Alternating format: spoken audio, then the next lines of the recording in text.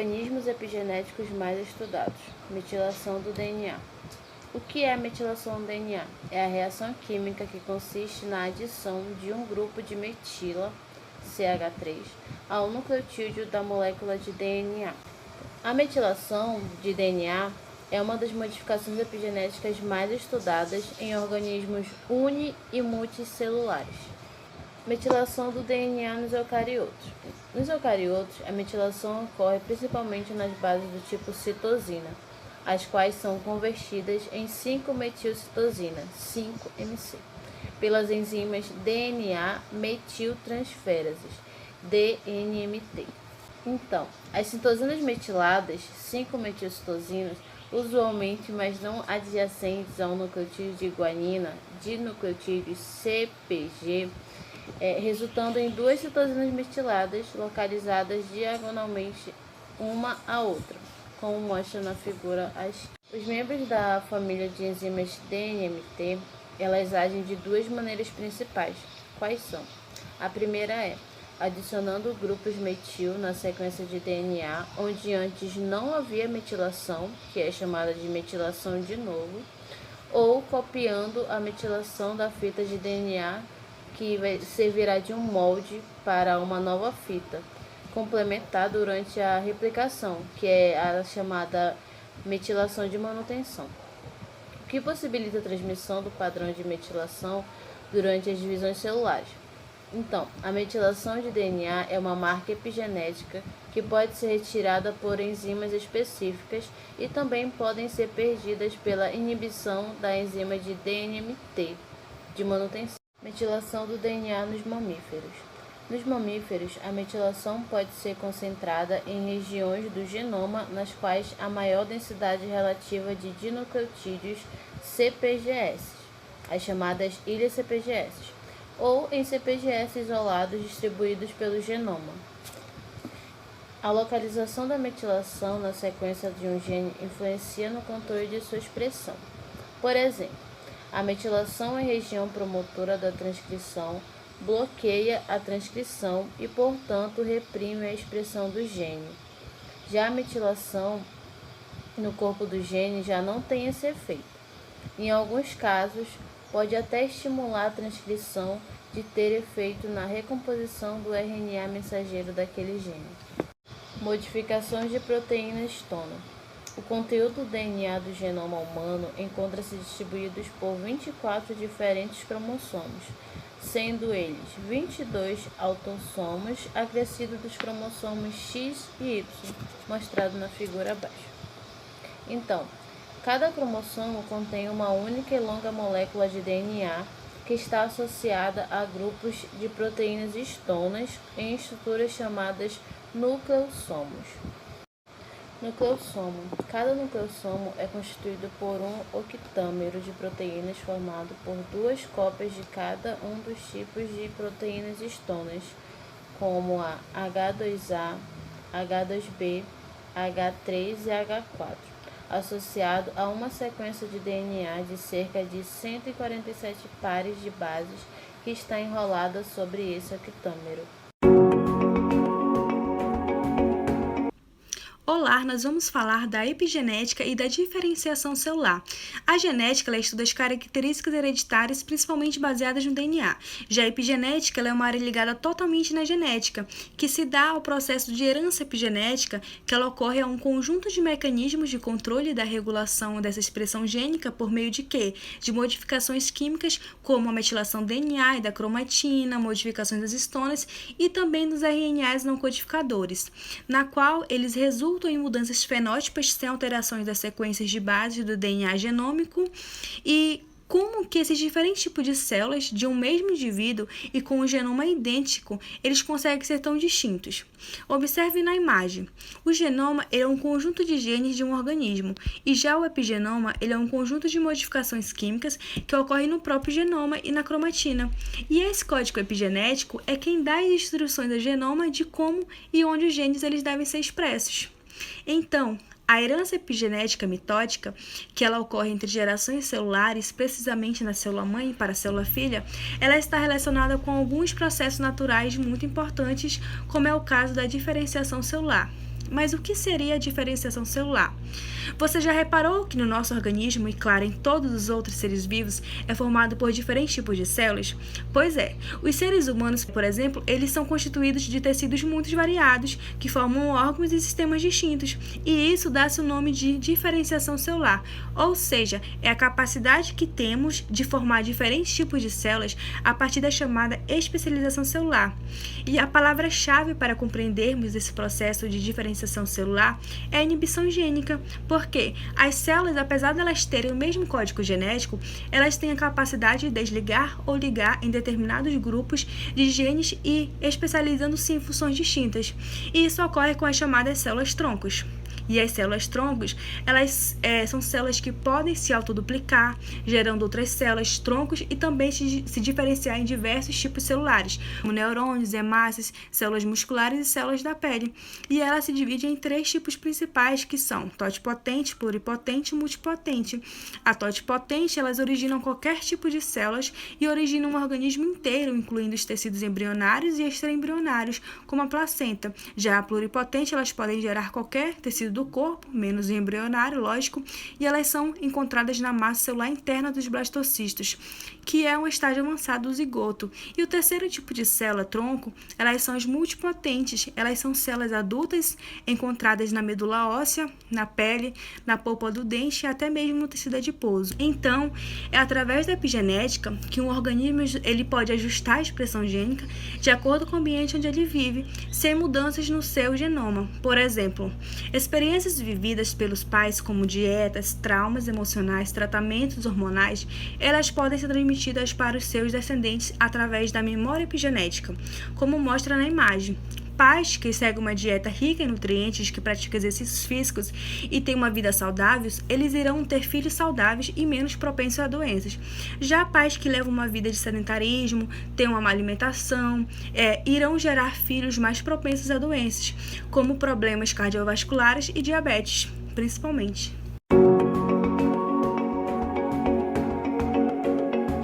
O que é a epigenética, o que causa e quais são os mecanismos moleculares por trás disso? Nós temos no DNA uma sequência de nucleotídeo, aqui mostrando nessa imagem. A mutação ela pode ser uma alteração desse nucleotídeo, pode ser a exclusão do nucleotídeo, vai acontecer uma alteração nessa função. Então, basicamente, o que eu quero dizer? Essa sequência que forma o gene é o genótipo, é a carga genética da pessoa. E nós temos o fenótipo, que vai ser a expressão dessa carga genética, ou seja, a função desse gene. Então, nós temos esses dois conceitos aqui. O que nós temos nessa imagem é o exemplo em formato de esquema do que é genótipo, fenótipo e qual é o caminho entre eles. Como eu falei, o genótipo ele vai ser a carga, né? Vai ser a carga do indivíduo, e o fenótipo vai ser como esse genótipo se expressa, seja ele em comportamento, seja ele em função ou seja ele em morfologia. Então, pensando que a mutação ela vai ter uma alteração nessa sequência de nucleotídeo, nós teremos uma alteração na função. Mas a epigenética, ela nada mais é do que, resumidamente, uma alteração da função sem alteração na sequência de nucleotídeo. Então, isso é a epigenética. Agora vamos entender quais são os mecanismos da epigenética, né? A gente vai começar aqui pela metilação do DNA. A metilação do DNA é um grupo metil que se liga a um determinado locus. O que é locus? É um local onde o gene se encontra, ele vai inibir a pressão desse gene. Outro mecanismo se baseia em quão condensada a cromatina se encontra, lembrando que a cromatina é uma união da histona com a fita de DNA. O DNA ele fica enrolado na histona como se fosse um carretel, e quando o DNA ele está enrolado, ele não está disponível para expressão. Qual vai ser o mecanismo para desenrolar essa fita de DNA? Vai ser a acetilação. O que é a acetilação? Essa acetilação ela vai fazer a descondensação e essa fita vai desenrolar da histona e vai estar disponível para ser transcrita, né? Também ocorre, uma vez transcrita, ela vai seguir seu rumo. Também ocorre o contrário, né? Que vai ser a inibição desse gene, que vai ser uma expressão genética menor dele. O que ocorre é a desatilação, que vai condensar essa cromatina e novamente vai impedir que ela possa ser expulsa. Aqui nessa figura, né, mostra a metilação do DNA, que ela vai inibir a expressão de determinado gene, Como isso ocorre? Ocorre quando a ligação de um grupo metil a uma porção do DNA e essa porção vai inibir, essa porção não vai se expressar. Então, esses são alguns dos mecanismos.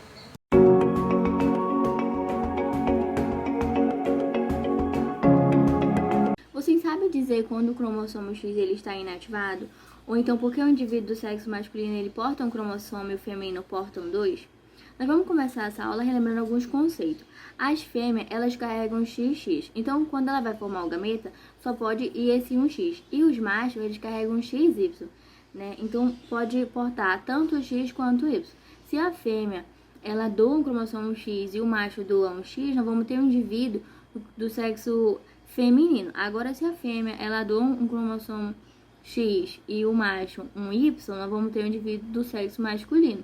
E onde que a gente vai encontrar essa informação se o indivíduo é XX ou XY? No cariotipo, né? O cariotipo, o que seria o cariotipo? Ele seria uma representação de conjunto de cromossomo de uma espécie, nesse caso aí a gente vai estar falando da espécie humana, a gente vai estar se referindo a 46 cromossomos, né? 23 do pai e 23 da mãe. E onde a gente vai encontrar essa informação de que o indivíduo é XX ou XY? Lá no cariotipo.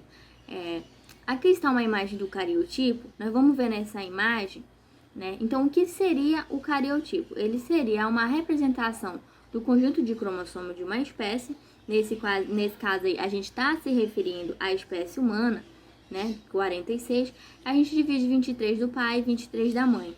E nós temos 22 desses pares, eles são cromossomos autossômicos, né? Que são relacionados a características somáticas, características não sexuais. E nessa mesma aqui, ó, por exemplo, se outro tem um parzinho, é o 23º, ele vai se caracterizar se o indivíduo é do sexo masculino ou do sexo feminino, XX ou XY. E aí, um indivíduo normal, ele vai ser 46XY, né, no caso, homem, e 46XX é uma mulher, no caso. A ativação do cromossomo, ela é um processo que permite a equalização da dosagem genética dos sexos através da expressão de somente um dos cromossomos X para a maioria dos genes, né? Esse processo de inativação do X ocorre em etapas precoces do desenvolvimento embrionário de várias espécies. Em humano, a inativação ela pode ser observada durante a graciulação, né, que é ao redor da segunda semana de fertilização, é quando o embrião ele é composto de uma massa de células que dará origem a 3 folhetos embrionários. O cromossomo inativo dos mamíferos, ele adquire uma conformação em células de intéfase, né, que é o chamado de corpúsculo de Barr ou cromatina sexual.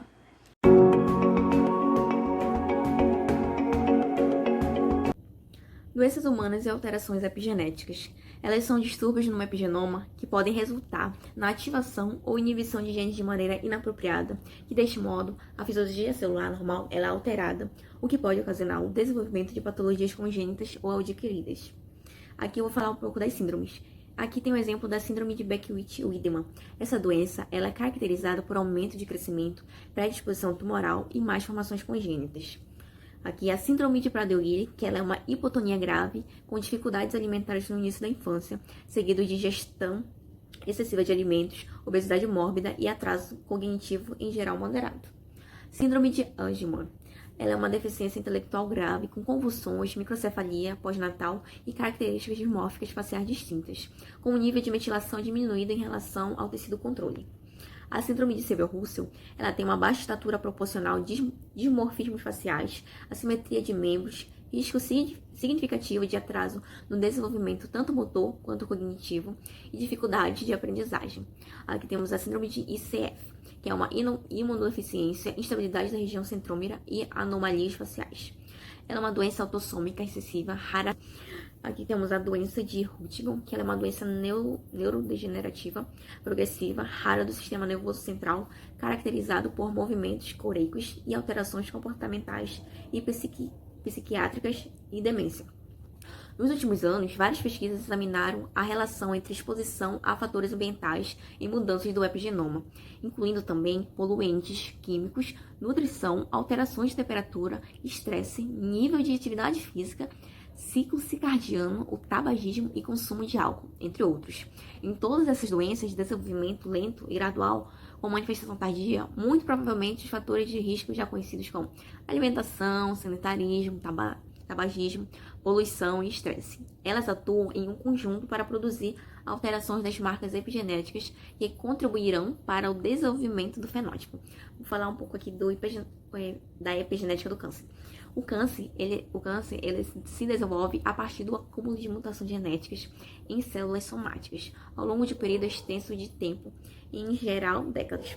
Em relação à metilação de DNA, o padrão em células de câncer, quando comparadas às células oriundas de tecidos normais, ela é bastante característica e bem documentada, sendo descrito de forma resumida como aumento de metilação em regiões promotoras da expressão de genes supressores tumorais, levando ao silenciamento gênico e perda de metilação em sequências repetitivas.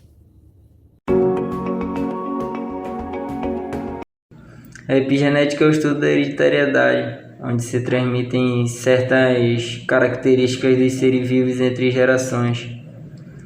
Essas heranças são tudo que herdamos geneticamente dos nossos pais por conta da interação entre os fatores ambientais e expressões de informações contidas no DNA. Podemos herdar habilidades, herdar deficiências ou doenças. Essas heranças são definidas pela alteração herdável na expressão gênica, tendo como mecanismos envolvidos a metilação do DNA e a modificação das histonas. Existem 3 tipos de heranças epigenéticas: a herança mitótica, a herança meiótica e a herança transgeracional.